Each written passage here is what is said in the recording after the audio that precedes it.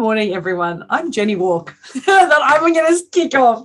Hello, for those who don't know me, I'm Jenny Walk. I'm from Elephant in the Room Consulting, and I'm here with my digital BFF, my favorite Fridays, Kylie Mowbray Allen from Hello Media. How are you, Kylie? Great, thank you. And I love that hashtag favorite Fridays. Favorite Fridays. Yeah, definitely. I'm going to have to start doing that. I kind of like that now.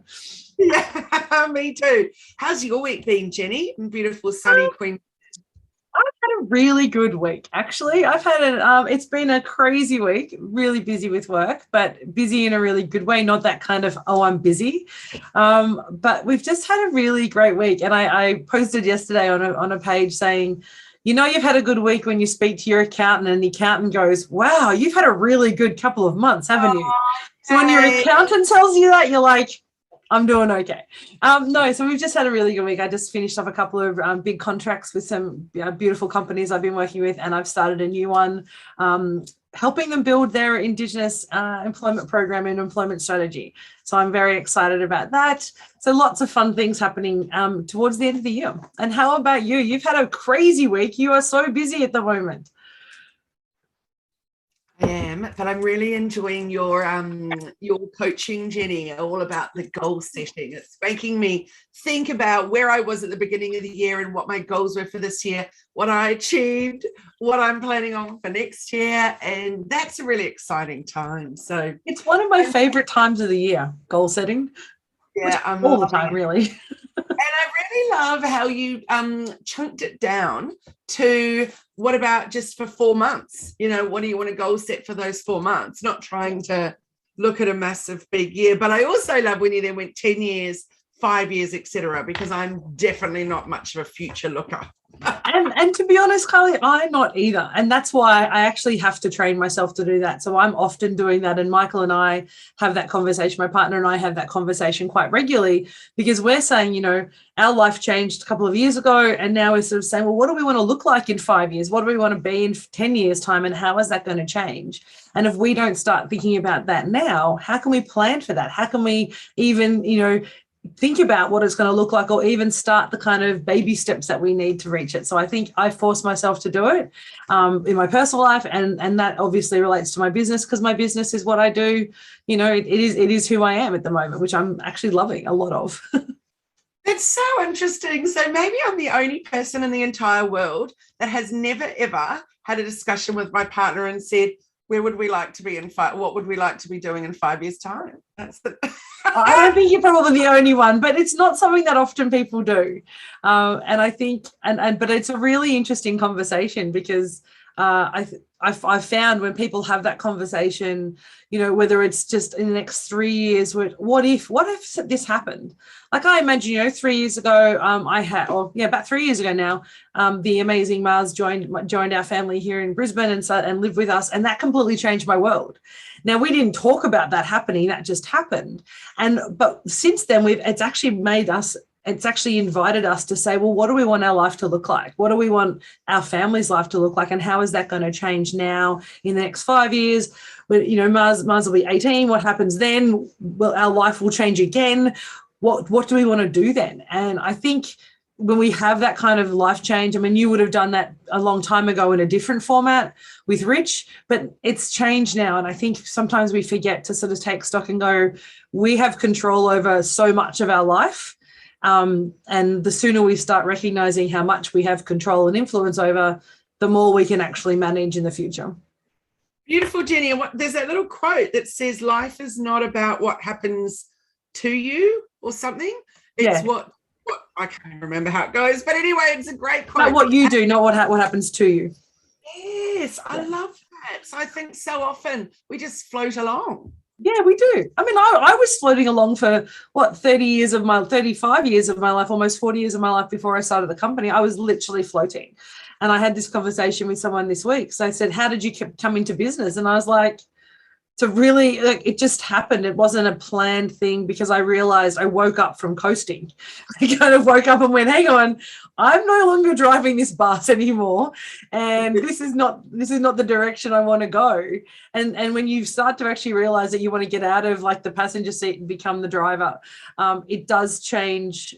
For me, it completely changed my outlook. One of my beautiful colleagues that I connected with through a previous life said, be the thermostat, not the thermometer. And that just resonated with me so much. So be the one that sets the temperature in your life and not just responds to other people's temperatures. And that to me just completely changed my world when I heard that sort of 7 years ago or 5 years ago, and went, that's what I want to be. That's a cool one, but I prefer your original one, which is about being the bus driver. Yeah. I really like that. Are you driving your own bus, or are you a passenger being told when to get on and off? And so often we do that in all aspects of our life. And I guess for me, particularly in the business, a lot of it's about choice, really, isn't it? I mean, we make choice about how we want to work every day. And the biggest choice I made was when I realized who I wanted within my community, within my space, and being really mindful and really protective about the people who are in my space. And so, there's a bunch of people who I absolutely trust implicitly, who I would, ask all the hard questions that I need answered to help me go through that. And I'm really comfortable with that. Because before, I used to be really, anybody could give me advice and I'd be like, oh my God, maybe I should take that advice. And I was like, what is this? We need to be really mindful about, that conversation we have and who controls our thoughts and our engagement. And so that's been a real big part of my life the last couple of years, particularly in the business, and hopefully my clients do. So. Totally. And who are you spending time with? Because they're the ones that are having a lot of influence over you, whether you realize it or not. Yeah. And whether they're positive or negative, et cetera, and the way that they look at life. So very important. And making sure that when you're choosing mentors, when you're choosing coaches, et cetera, when you're working with other people, when you're talking with colleagues, when you're attending networking events, who is it that you're choosing to spend your time with? Exactly. And I think we forget that, particularly, I mean, as a coach, it's different because I do a lot of one-on-one coaching, as do you, a lot of group coaching. So we're spending a lot of time with the same sort of people. And so we want to make sure that people are getting value from each other, not just what I can share and what they can share with me, but and I guess it's that topic that we're talking about today is leading to that without even thinking about it, that community that we're creating. What are we trying to do with our time and our space, and how do we build that community, and how is that impacting who we have? You and I have been in so many programs that have various types of communities, right? So some of them are very positive, very engaging, very kind of warm hug communities. And then there are others that are very kind of structured, very strong, very kind of, you need to kind of do all this work and be this particular type of person, type of communities. And so there's so many different ways that you can create that space.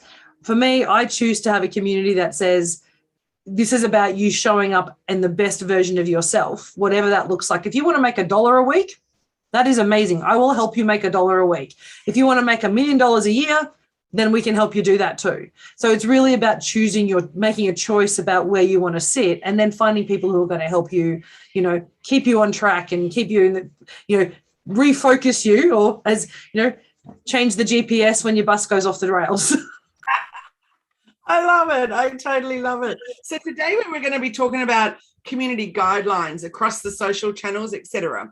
But we've changed that one, and we're going with instead building a community to grow your business, because we've been talking about how vital it is that you have the people around you that help you achieve those goals, etc. So we're looking back community guidelines next week or the week after instead. But today it's really important, particularly as we come to the end of the year and we look at how has this year been? Have we surrounded ourselves with the people that we need to help us grow our business? Yeah. Not even just grow, to help us keep us where we need to be in business, keep us on track, keep us positive, keep us focused, keep us moving in the direction that we want to go in. So Jenny, chat with me about first of all, who's an important part in your community? Obviously, there's your beautiful team, but I'm imagining even your partner and your child are a very big important part of your community to keep you going where you want to go.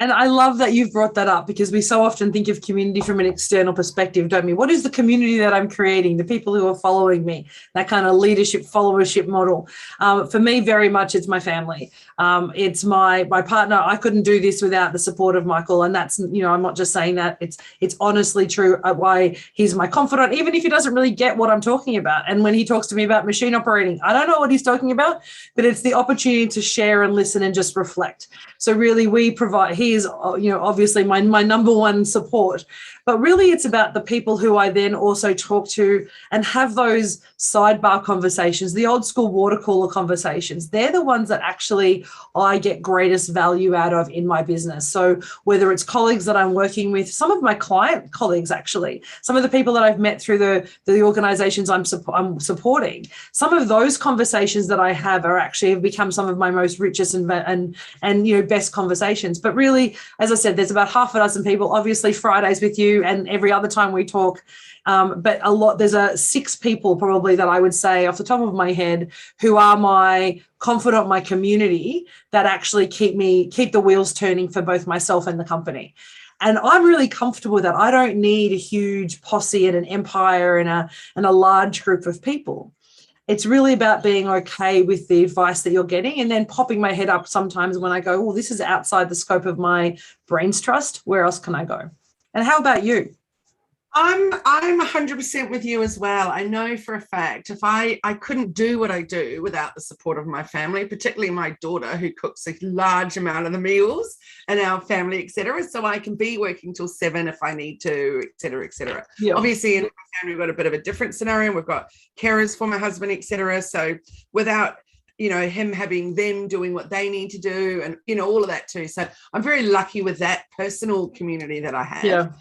And in terms of business, yes, I've got my team who are a great community for me. I can bounce ideas around. We can make sure things happen. We can keep each other on track. Yeah. But we can also, just let things go when it feels like that's not the right direction for that anymore, or quickly let's change that up. And, we're very good at adapting really, really quickly and making things happen or evolve, for example. Yeah. In terms of mentors and coaches, like obviously the work that I do with you where we coach each other is just magic and gold. Yeah. And I think, I clearly feel incredibly blessed to have that. Me too. And, yeah, I also feel that from time to time, I'll look around and think, where am I lacking at the moment? Where am I wanting to head? What's a little gap in my offerings or in my knowledge base that I want to go down? And then I'll start exploring for a little while and see if there's someone out there that resonates with me for that. Yeah. But it's not always an easy thing to come by. And, you and I have both invested ginormous amounts of money where it hasn't actually felt like the right thing necessarily at times. It hasn't been the right fit. But there's always something to be gained out of whatever experience that you have. I remember one time you and I were doing some courses through some coaching, and we realized this is actually gold, because we know for sure this is how we don't want to present our content to our paying clients, for example, and that was a really important message for us to learn as well. 100%. Learning what not to do is just as important, or if not more important, than learning what to do. Yeah.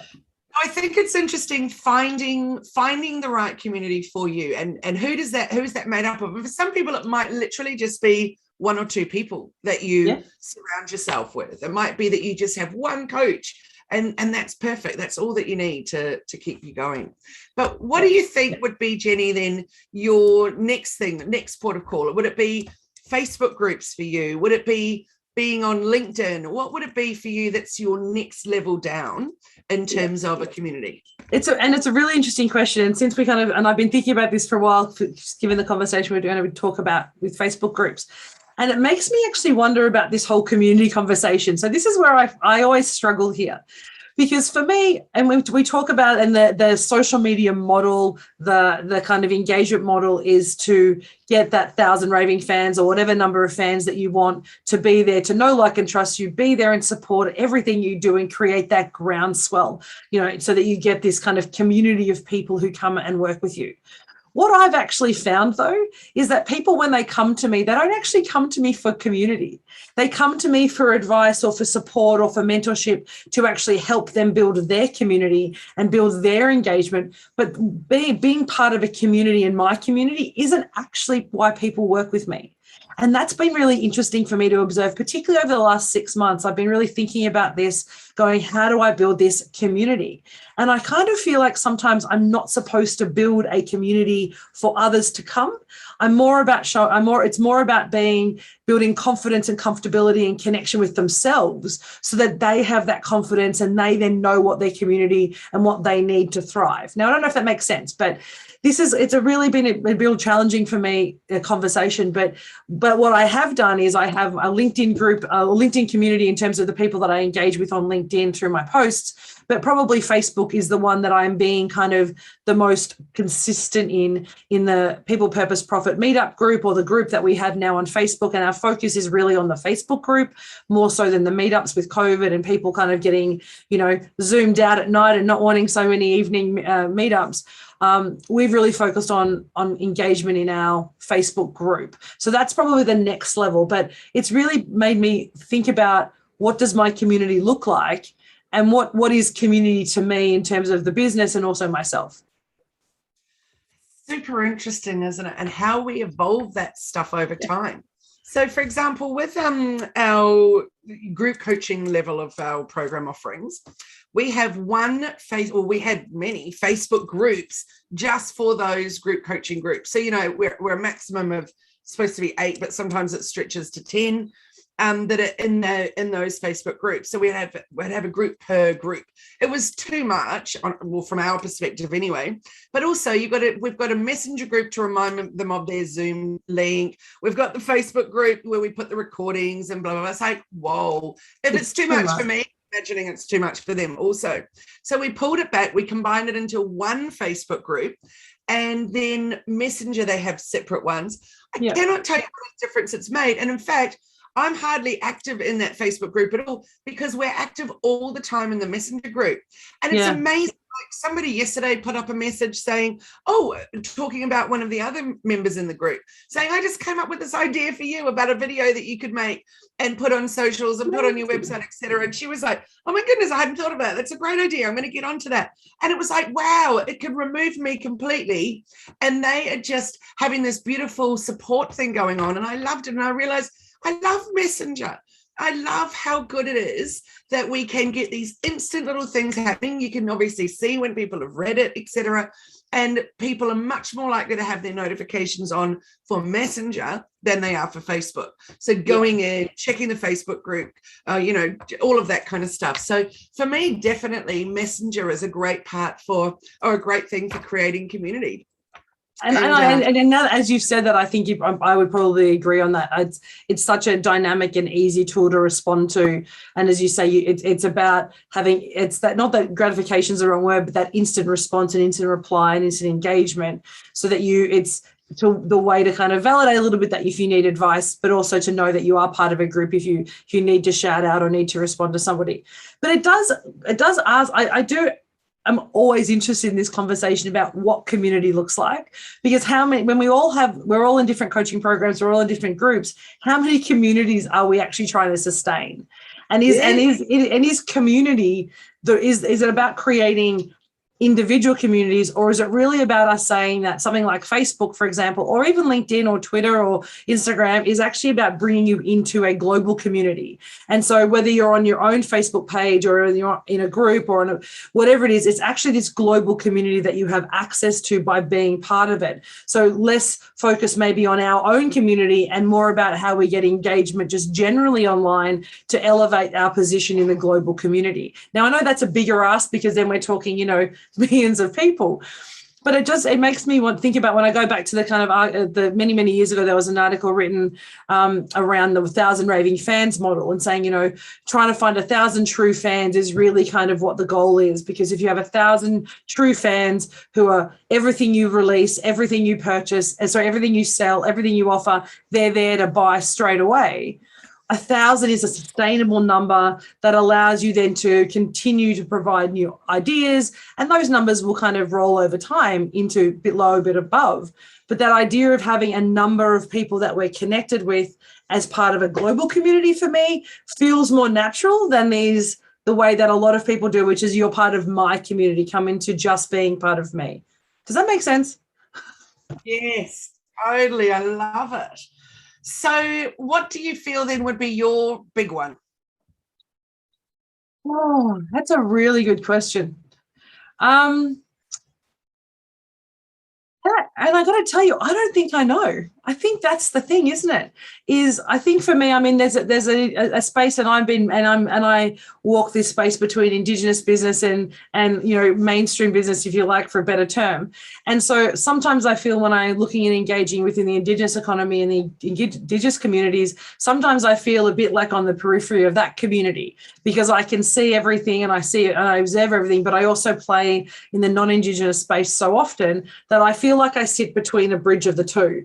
I feel like I can speak either side and I can move through and in between each. So I think for me, I actually feel I sit in between this, on the edge of the Black economy and the Black Indigenous business space, because that's who I am and that's what I do. But then I've got this kind of mainstream space. I feel like my role is actually about just, I don't know. It's just, I can't even explain the community piece, to be honest. I feel like it really floors me every time, clearly, because normally I'm really easy with words. But yeah, I feel like I'm always just sitting on this observing spot, watching people and kind of herding and moving people into spaces they need to be, rather than worrying about people coming into my community, I think. I'm fascinated by it, and I'm also really fascinated about the sitting watching and sort of jumping in when you need to, and where you can get advice, etc. Yeah. But that's a really interesting one, deciding, do I want to create that community for me, or do I want to be able to guide people into different communities? So that's super fascinating. So as you know, I kind of run 2 different communities, well, in a business space. So you have about 10 communities, I'm pretty sure, Kylie, not 2. True. But my 2 main business ones would be the Hello Media Facebook group that's open to anyone to join. And I've often said, which people find quite shocking, but out of every 10 people that will request to join, I will decline probably 8 or 9, because if I'm not interested in having 20,000 or 100,000 in the group, if they're not going to be involved and I'm not going to be engaging with it. And what are they really there for? It's amazing how many people request to join and don't even bother answering the questions. So if they're not answering questions, then are they even going to engage in the group? So what's the point of them being there? Are they even a real person? Yeah, I want them to know that it's a safe space that they can come to and they can ask a question like, oh, my Facebook ads manager my last Facebook ad just got banned. What should I do? And then it's not just me that would reply, but obviously my team, but anybody else. And I think it's wonderful. And I'll give you an example. There's a photographer in Sydney that sells her prints online, and she posts in the group all the time. And she put up a post the other day about keywords for naming her images. And I said to her, well, actually, rather than looking at the keyword planners and all that, start researching, what are people typing in? What is me as a potential customer for you? What would I be typing into Google and looking for? And start doing your research organically. And then other people started saying, actually, I would type in this if I was looking.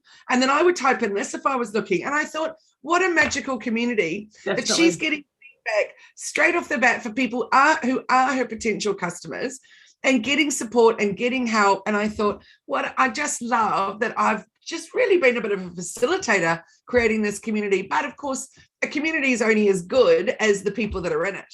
That is why, for me, it's so important that I only, bring people in that are going to really add value. And also, I've talked with you about this before. I always rather that you do an offer rather than a promo.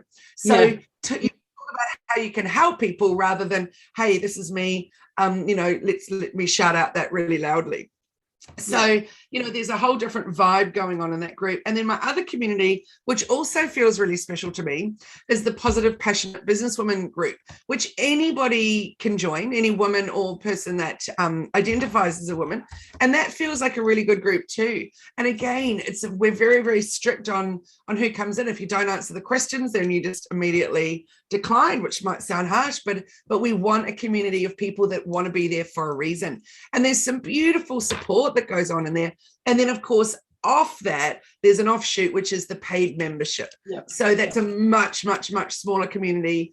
And that feels like a good space to be as well. So for me, definitely, it's felt really important for me that I build something that I also want to be part of. And maybe, I don't even know this, but maybe it might have been that I couldn't find the community that I wanted to be in. So I decided to build it. But what came up, I'm closing a Facebook page down the other day and deleting it.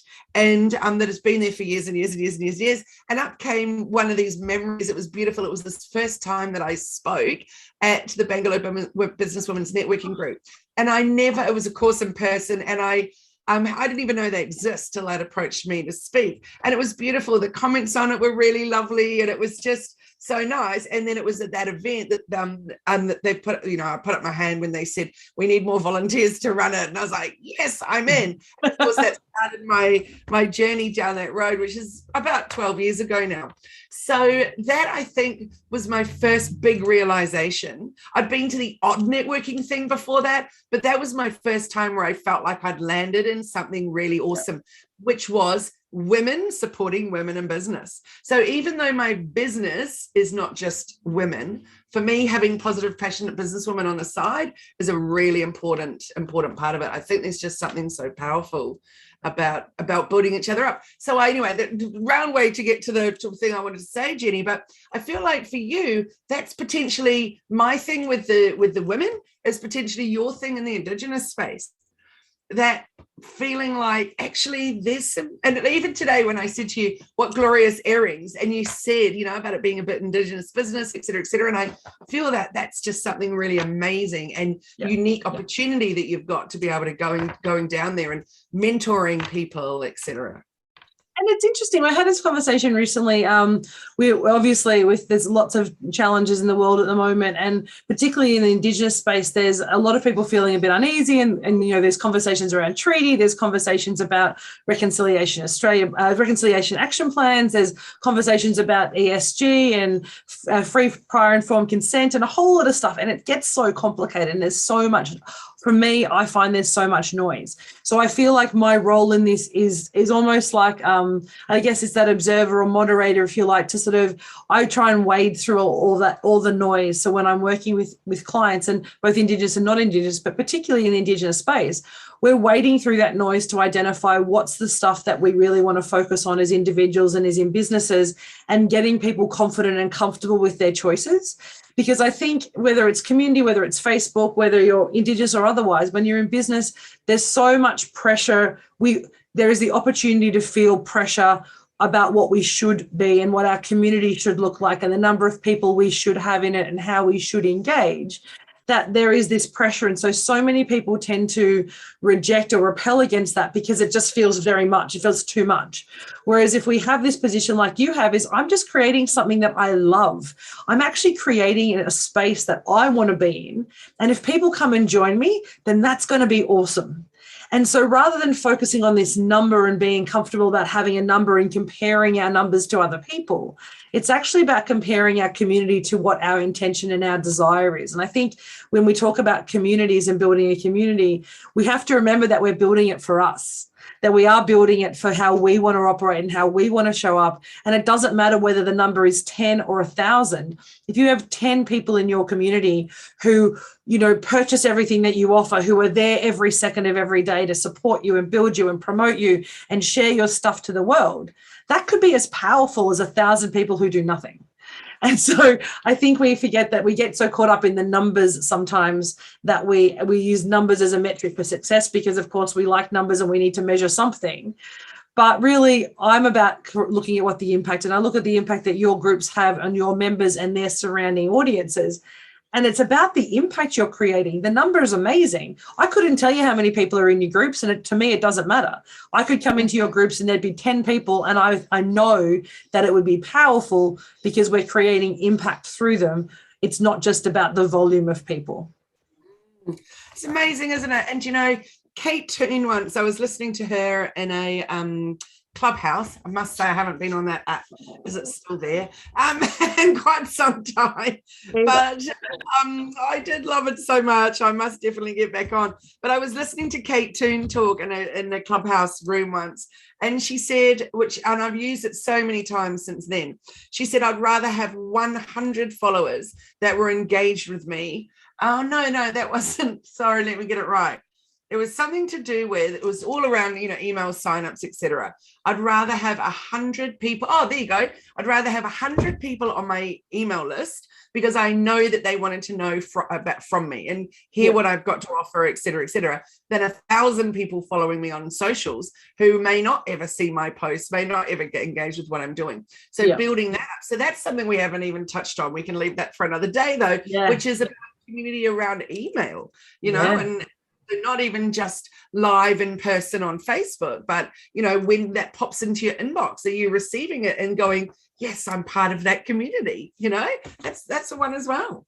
And I think, and it's an interesting conversation about what is community. Like I know there was a period of time, maybe 2 or 3 years ago, where it was all about building a community. Like that was, everybody's Facebook group or everybody's landing pages. When you bought my program, you'll join a community. When you buy this thing, you'll join a community. And it's kind of like, but I'm already in a community. Like it's that kind of multiplication of communities, isn't it? Is that how, if you want people to be really engaged, it's actually about saying, you know what, you can be in every community that you want. I don't mind, but be mindful about what you're engaging and how you're engaging within those communities. And I think so, even as a marketing position for me, talking about joining a community, I say when I talk about the workshops in our Business Owners Mastermind, I say you're going to be around people, like-minded business people.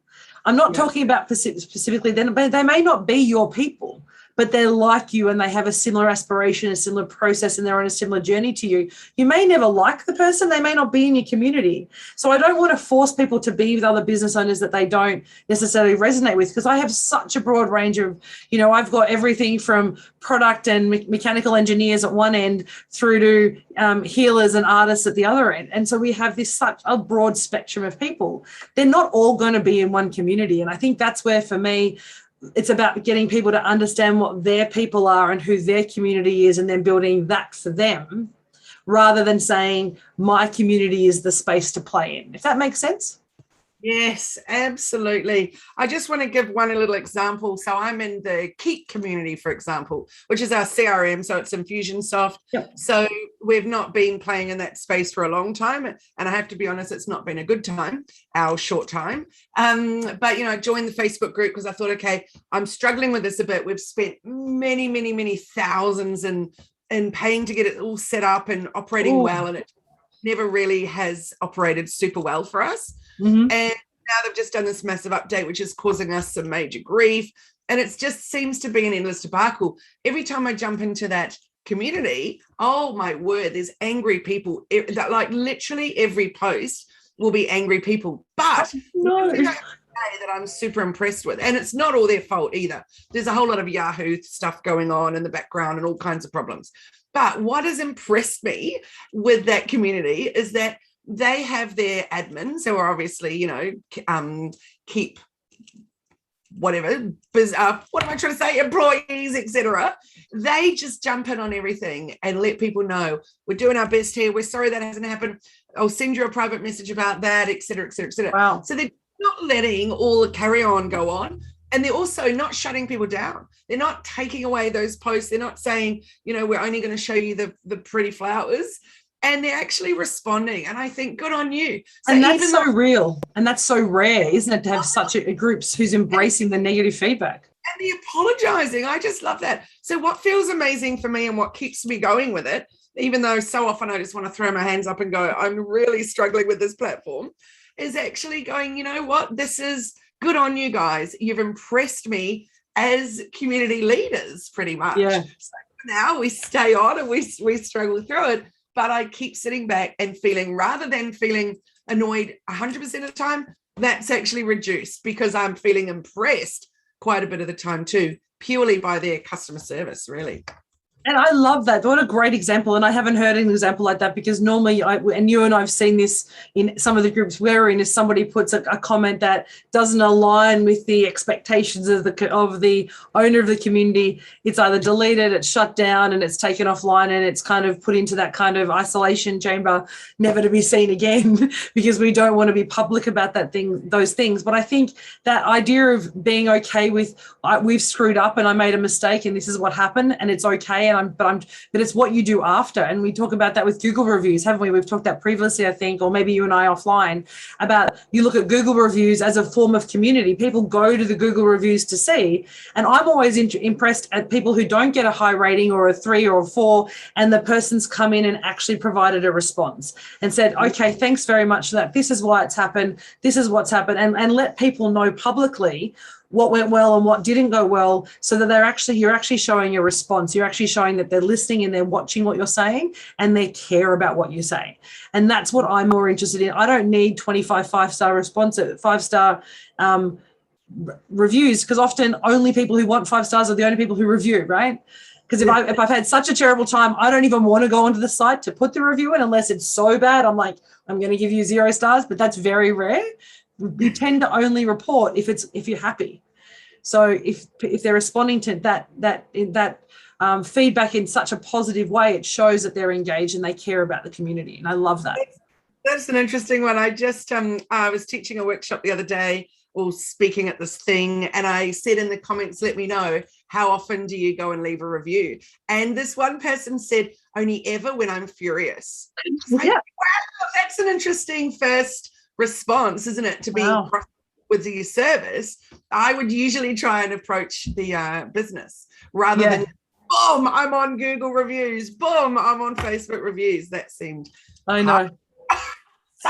So I put a challenge out to them all, which was to go out there today and do 2 reviews that are positive, sharing something really positive, because we don't do it enough.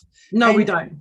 That could maybe be a challenge out to everyone listening today, is to go out and share some reviews, share some good words, and, you know, and what's the word? Contribute to the community of reviews about that business. I love that. I think that's a really great challenge. So anyone watching today, whether it's on Facebook, Google review, put a post, send it to a private testimonial to someone who who's changed your world or is impacting what you're doing. I think that would be a great idea. Or even just tell someone that if you're doing it, in real life, in person somewhere, and someone that gives you amazing service, tell the person who delivers your coffee how great they're doing, because often we don't do that. Even I do that. I say hello to everyone and they look at me and go, really, you're talking to me? I remember that. I'm going to finish. This is my feedback conversation. Is I remember being on a plane flying from New York to Los Angeles a couple of years ago, when we could go overseas, and it was easy, and I remember having a conversation with the steward, saying, I said to them, hey, how's your day been? And they looked at me and went, are you talking to me? And I was like, yeah. And they said, no one has ever asked me how my day is on a flight. And I was like, are you kidding me? I ask every flight attendant, I'm like, hey, how's your day been? Is it a busy day? Have you feeling good? And they look at they said, no one has ever asked them how their day is going when they've been serving their coffee. And I was like, why? That just seems so mean. And he's like, yeah, you've totally made my day, because I just asked how their day is. And then I actually took like 3 minutes of my 5-hour flight to have a conversation. And so sometimes unexpected, that level of connection, and that's community to me. That's what community is about. It's sharing the human experience. I feel like it's engaging with people in a one-on-one conversation. This, to me, we have this great Friday community between us and our amazing team supporting us. This is our Friday community, but it's not our only community. So I think that's why I'm really excited when we talk next week about community rules and how Facebook is managing our engagement with our communities online, because I think there's a lot of conversation that we can have around how we manage our communities online to, and the struggles that some people have, like as you've had, in terms of being able to do that. Yeah, I think that's so good. And we'll also talk about, email marketing, community rules, etc., and just rules in general, and how we're interacting within those spaces. So definitely, Jenny, I'm looking forward to that. But I think that was good and really important that we put that in today and chatted about community in general before we talk about the rules. Completely agree. Because I'd like people to think about it the next week. If you're listening to this and you're going to join us next week, which we hope you will, but think about some of the communities you're in, some of the rules that you've kind of butted heads with. And we'd love to know about those either in private messenger or on chat through our socials to let us know for next week. If there's any questions you want us to answer about the rules of engagement, let us know beforehand and we'll see if we can do that next week. Beautiful. So how can people get hold of you, Kylie, if they want to share something with you in the next week? The easiest way to find me is online at hellomedia.team, because of course there's the links to Facebook groups and all kinds of different places that you can connect with me on Instagram, etc. And what about you, Jenny? How can people connect with you? So easiest way to find me, when my name is Elephant in the Room Consulting, I've made it easy at Elephant in the Room AU. That will bring up LinkedIn. That'll bring up LinkedIn, Facebook, and Instagram, all under the same at Elephant in the Room AU. Or you can go to our website. The link's on our Facebook page for that, and you can connect with us on all the socials and by email or through our website. Beautiful, Jenny. Well, so wonderful to spend my Friday. And you too. Again, thank you. Have an amazing day. For listening. You have an amazing day too and a great weekend, and look forward to seeing you next Friday for rules. Sounds amazing. Have a great day, everyone. Thanks for listening or watching if you're watching us on YouTube. Wonderful. Thanks, everyone. Bye.